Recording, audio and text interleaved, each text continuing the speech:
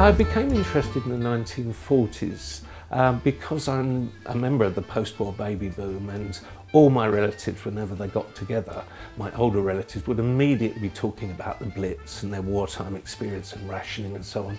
And so you become fascinated by that.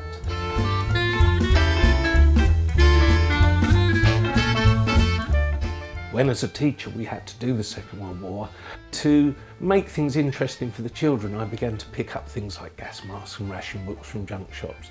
And after a while it became a massive collection, which I still continue today.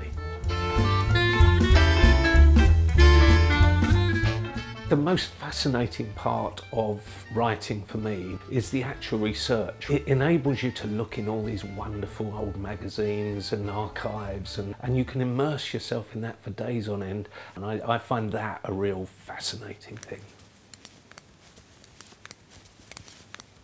The most significant influence on fashion in the 1940s really was rationing, shortages. And so you would be making clothes and mending clothes and trying to recycle things as much as possible.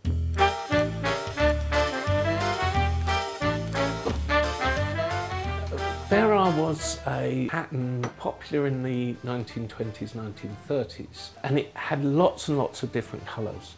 And that came back in with a bang in the 1940s because make, do and mend required that you took down old bits of knitting and re-knitted it, and you never quite had enough wool to do a whole jumper. And so Farrar was great because you were able to use odds and ends of different pieces of wool that you've got left over. Makeup became really scarce. It wasn't that it was rationed, it was just a real shortage, and women used their imagination and their ingenuity to come out with alternatives. Beetroot juice was very useful, either as lipstick or as blusher. The eyebrows, people used a thick soft lead pencil rather than an eyebrow pencil, or they would just use dust from picture rails and so on, wipe their fingers along that and then wipe that into their eyebrows.